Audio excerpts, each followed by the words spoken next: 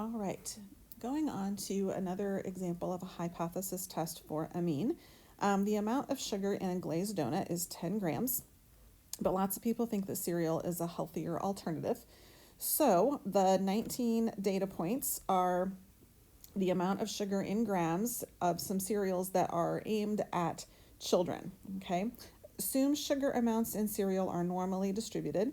Is there enough evidence to show that the mean amount of sugar in kids' cereal is more than it is in a glazed donut? Use the 10% level of significance. So first thing, verify that the sampling distribution is normally distributed. Well, we know up here it says the amounts of sugar in cereal are normally distributed. And so once we know that the amount of sugar is normally distributed, we know that the sample distribution is normally distributed. Okay, so we're good there because sugar is normally distributed already. So we know our sampling distribution is. Okay, write the null and alternative hypotheses. So we are under the assumption that the mean is 10 grams of sugar. That's our donut. And we are trying to figure out if the mean amount of sugar in children's cereal is more than in a donut. So we want to know if the mean is greater than 10 grams of sugar. And that's what we're supposed to be checking out and finding. All right, the thing on the next page, find the sample mean and the sample standard deviation. Well, now we're really back to a question like in chapter 3. Okay, we're going to put that data from our donut samples into a list, into L1. Okay, so put your data in L1 and run a one variable stats. So go ahead and pause the video, take a minute to put all that in. Please don't forget that since you only have one list of data, your frequency list column should be blank, or for some of you, your calculator needs it to be filled in with a 1. It just depends. On my calculator, the frequency list needs to be left blank. All right, so from there, we need a sample mean. So the sample mean is 11 point, and I'm going to go for 1.6 grams of sugar. And the standard deviation, sample standard deviation, is 2.95 grams of sugar. Again, we use the sample standard deviation because this is based on a sample, not a population of all kids' cereals. All right, so this time to find the test statistic, we're going to go back into stat, arrow over to tests, and choose t-test. But this time you're going to do data because we put in data. Okay, then it's going to ask you for mu sub 0, so that's going to be our 10 grams of sugar. It's going to ask you where your list is. We're going to tell it where you put it, so probably L1. It's going to ask for the frequency. We're going to say 1. In other words, we just want one of each of those data values. Then it asks which way you are testing.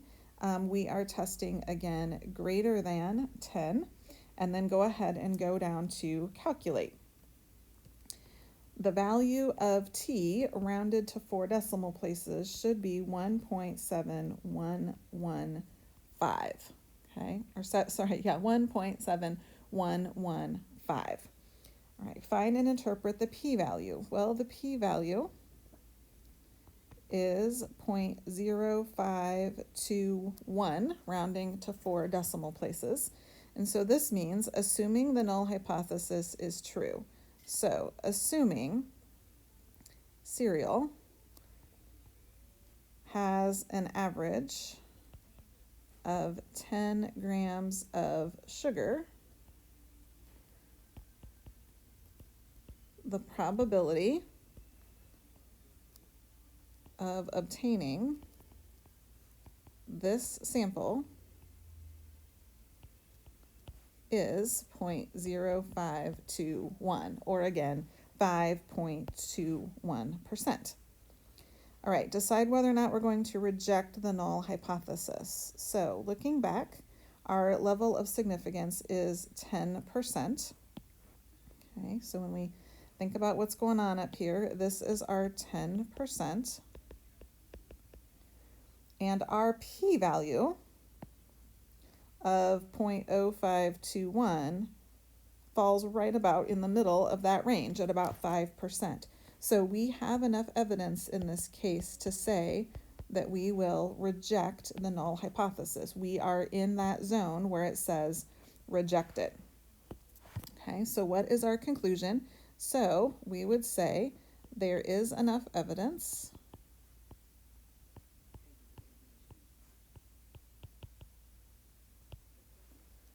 to support the claim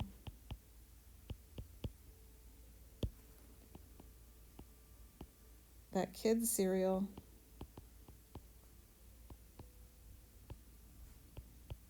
contains more than 10 grams of sugar.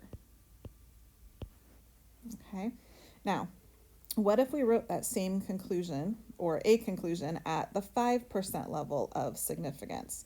So let me change colors here. If we go to the 5% level of significance, okay, that 0.0521 is just outside of the reject zone. Okay, so in this case, we would not reject.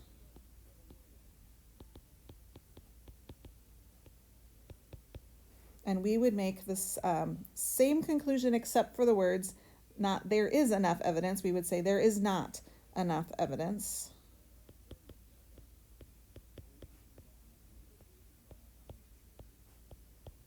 to support the claim that kids cereal contains more than 10 grams of sugar.